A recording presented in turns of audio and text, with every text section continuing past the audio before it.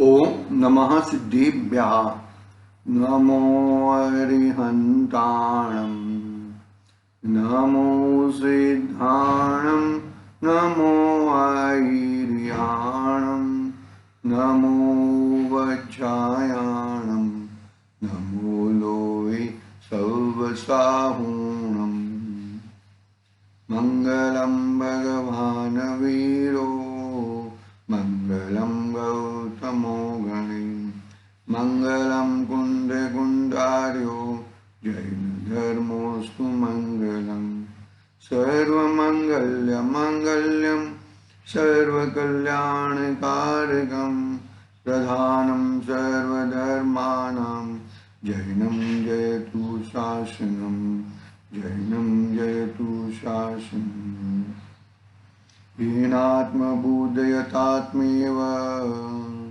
परस्विनेव चापरम् अक्षयनन्तबोधाय नमस्तु परमात्मने चेतिले चेतन चेत्या विना केम चालसे।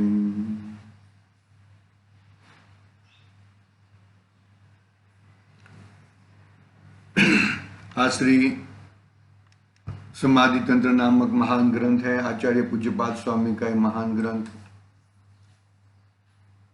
बहुत ही तत्व बुद्धि कराने वाला है।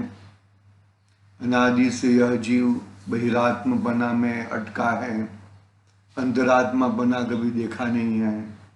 अंतरात्मापना कैसा होता है शब्दों में मालूम पड़ने के बावजूद भी उस तरफ की चर्या नहीं करता।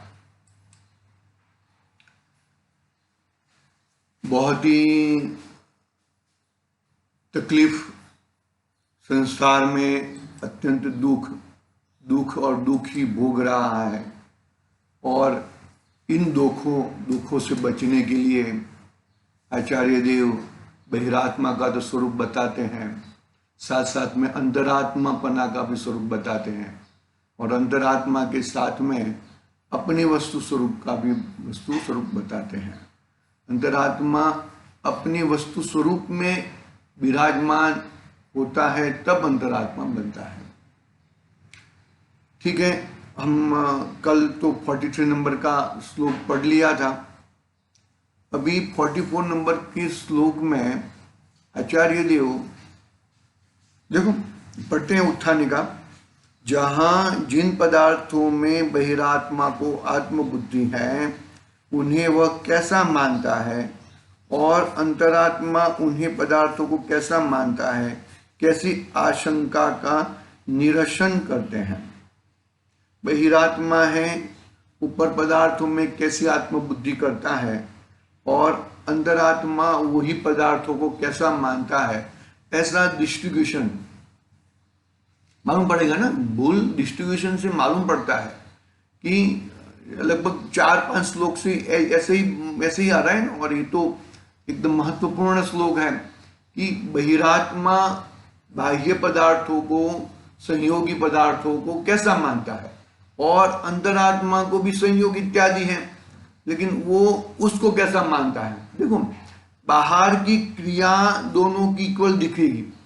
बाहर की क्रिया मानो कि बहिरात्मा भी अभिषेक आदि, पूजन आदि, स्वाध्याय आदि करता हो और अंतरात्मा भी वही कार्य क्रिया करता हो, लेकिन बाहर की क्रिया तो एक समान दिखेगी, लेकिन अंदर की मान्यता साइलेंट है ना।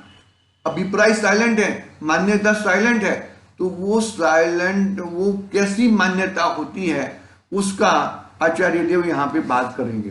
देखो पढ़ते हैं हम यहाँ से श्लोक क्रमांक 44। दश्यमानमिदं मूढ स्त्रीलिंगमवबुध्यते इदमित्यवबुद्धस्तु निष्फलं शब्दवर्जितम्।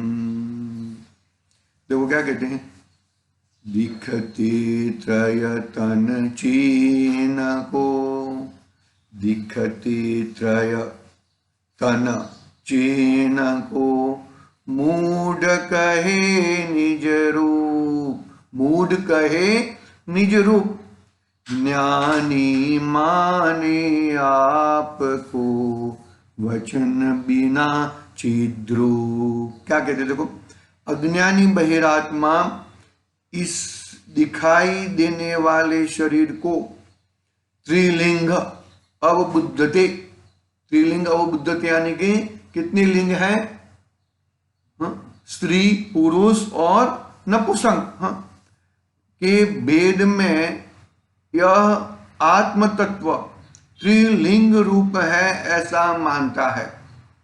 किंतु आत्मज्ञानी अंतरात्मा यह आत्म तत्व है वह त्रिलिंग रूप नहीं है, परंतु वह अनादि संसिद्ध तथा नामादिक विकल्पों से रहित है ऐसा मानता है।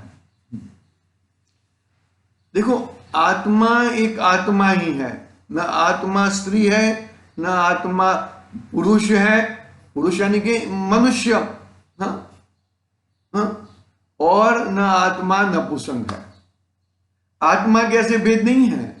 अरे आत्मा के भेद एक है ना, अंतरात्मा, बहिरात्मा, अंतरात्मा और परमात्मा, वो भी, अरे आत्मा तो एक ही है, लेकिन उसकी मान्यता के अनुसार ऐसे भेद कहे जाते हैं।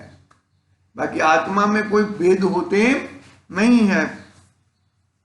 देखो, अज्ञानी बहिरात्मा इस दिखाई देने वाले शरीर को स्त्री, पुरुष, नपुंसक के भेद से यह आत्म तत्व त्रिलिंग रूप है ऐसा मानता है।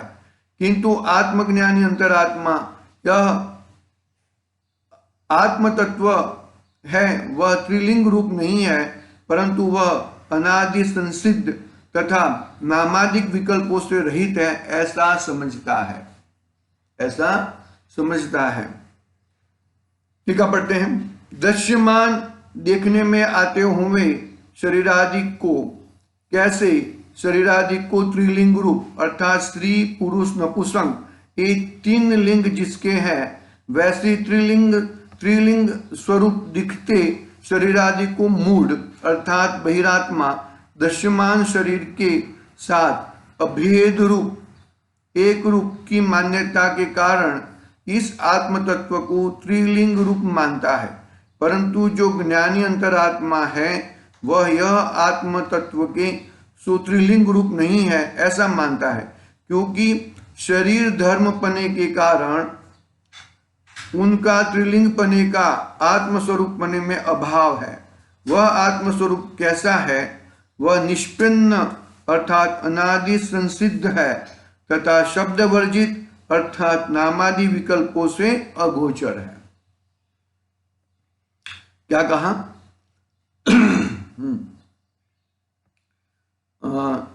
दृश्यमान देखते हुए, दिखता है ना, दिखता है शरीर आदि को, कैसा है? कैसे शरीर आदि को? त्रिलिंग रूप है अर्थात स्त्री, पुरुष, नपुंसक ये तीन लिंग जिसके हैं वैसे त्रिलिंग स्वरूप दिखते शरीर आदि को, जो दिखता है वो शरीर आदि को मूढ़ अर्थात बहिरात्मा दृश्यमान शरीर के साथ अभेद रूप एक रूप की मान्यता के कारण यह इस आत्म तत्व को त्रिलिंग रूप मानता है। मतलब ये जो शरीर आदि दिखते हैं, त्रिलिंग कहाँ? बहुत सारे लिंग हो सकते हैं, 84 लाख योनि हो सकती है। अरे वो शरीर को आत्मा नहीं है, शरीर वो आत्मा नहीं है। शरीर में, शरीर के साथ एक क्षित्रावगा है। शरीर तो मर जाता है तो आत्मा मरता नहीं है। शरीर तो जन्मता है, आत्मा का जन्म नहीं होता। जन्म मरण मृत्यु विनाश, जन्म जरा मृत्यु विनाश नाय, बरोबर ना? तो जिसका जन्म नहीं है, जिसका जड़ापना नहीं है, जिसका मृत्युपना मृत्यु नहीं है, तो ऐसे आत्मा, तो ये शरीर तो त्रिलिंगधारी हो, तो आता है जाता है, आता है जाता है, उच्च नीच होता है, कभी मोटा होता है, कभी दुबला होता है। तो आत्मा क्या मोटा दुबला होता है क्या? आत्मा काला गोरा होता है क्या?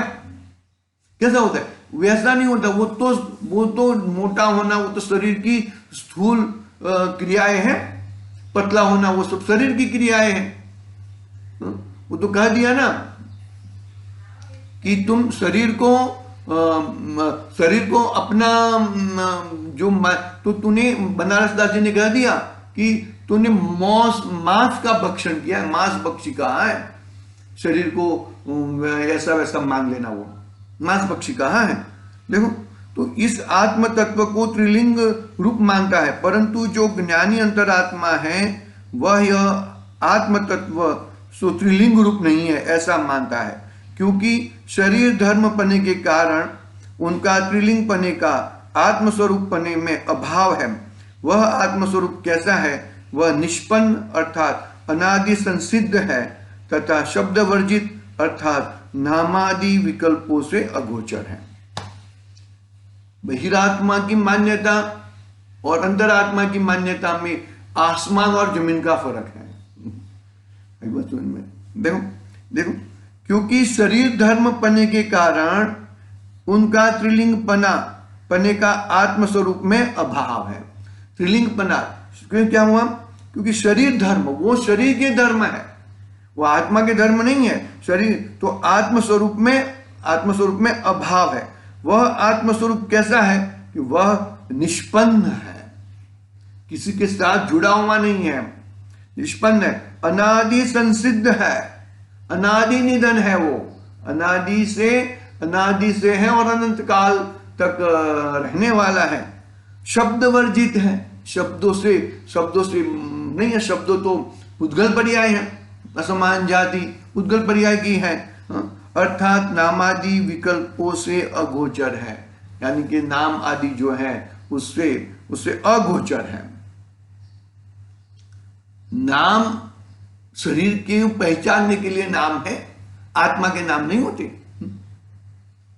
मान लो कि 24 तीर्थंकर हैं तो 24 तीर्थंकर की वितरागता तो एक समान दिखती है, लेकिन हमें ये आदिनाथ भगवान हैं तो उनको पहचानने के लिए ये आदिनाथ भगवान की मूर्ति के हिसाब से उसको प्रतिष्ठित किया गया है। तो उनको पहचानने के लिए वो जो चिन्ह दिया है, वो चिन्ह किसका है? प्रतिमा को पहचानने के लिए। बाकी आत्मा को पहचानने के लिए कोई चिन्ह रहता नहीं है। आत्मा तो क्या कह दिया कि निष्पन्न है, अनादि संसिद्ध है, शब्द वर्जित है और नामादि विकल्पों से अगोचर है। भाई बस में पकड़ना, बात को अच्छी तरह से पकड़ना। देखो, जब तक तुम बात को अच्छी तरह से नहीं पकड़ोगे तब तक तुम्हारा काम होने वाला नहीं है। भावार्थ पढ़ते हैं, भावार्थ पढ़ लेते हैं, कोई ज्यादा विशिष्ट तो मतलब है। बहिरात्मा को शरीर आदि के साथ एकता बुद्धि, अभेद बुद्धि होने से स्त्री पुरुष नपुंसक इन त्रिलिंग रूप शरीर जो दृष्टिगोचर है उन्हें आत्मा मानता है। अरे वो शरीर और आत्मा एक क्षेत्रावगा है, लेकिन वो शरीर भी ही आत्मा है, वो तेरी मान्यता गलत है। परंतु अंतरात्मा मानता है कि आत्मा तो अनादि संसिद्ध तथा नामादि विकल्पों से रहित है। स्त्री पुरुषादि त्रिलिंग ये शरीर के धर्म है, अर्थात पौद्गलिक है, वे आत्मस्वरूप में नहीं है। अज्ञानी जीव को शरीर से भिन्न आत्म तत्व की प्रतीति नहीं है। वह स्त्री पुरुष नपुंसक रूप त्रिलिंगात्मक दृश्यमान शरीर को ही आत्मा मानता है। तो वो आत्मा, शरीर को कुछ होते ही आत्मा को दुख होता है। अरे शरीर के साथ एकत्व पने के कारण, शरीर में ममत्व पने के कारण, ये मर जाएगा, इसको कुछ हुआ तो मुझे कुछ हुआ।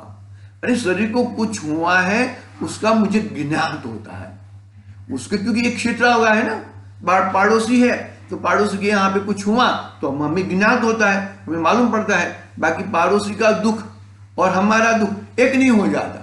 पड़ोसी का दुख पड़ोसी में है और हमारा दुख है वो मिथ्यात्व है। आत्मा का दुख है वो मिथ्या, उसको अपना मानना वो मिथ्यात्व है। शरीर का दुख को अपना मानना, शरीर की स्थूलता को अपना मानना, शरीर को दुबलापना अपना मानना, वो अपनी भूल है, वो भूल को निकालना है। देखो, सम्यक दृष्टि को वस्तु स्वरूप का ज्ञान है और शरीर से भिन्न चैतन्य रूप आत्म तत्व की प्रतीति है। इससे वह अपने आत्मा को तद्रूप ही अनुभवता है, परंतु उसको त्रिलिंग रूप नहीं अनुभवता। वह तो उसको आत्मा को अनादि सिद्ध और निर्विकल्प समझता है। इस प्रकार ज्ञानी और अज्ञानी की शरीर संबंधी मान्यता एक दूसरे से विपरीत है। ज्ञानी का तन्मयपना शरीर के साथ है और अज्ञानी का तन्मयपना, माफ करना, अज्ञानी का तन्मयपना शरीर के साथ है और ज्ञानी का तन्मयपना अपने ज्ञान स्वभावी आत्मा के साथ है। दोनों में इतना फर्क है भैया। इस फर्क को अच्छी तरह से संभालो, इस पर फर्क को अच्छी तरह से पहचान के अपने कार्य सिद्ध में लग जाओ। इस प्रकार ज्ञानी और अज्ञानी की शरीर संबंधी मान्यता एक दूसरे से विपरीत है। हम ऐसे अज्ञानीपने को छोड़े और अपने परमार्थ स्वरूप में आ जाए, ऐसी मंगलमय भावना से आज की बात यहाँ पे पूरी करते हैं। कल देखेंगे, कल 45 नंबर का श्लोक पढ़ेंगे।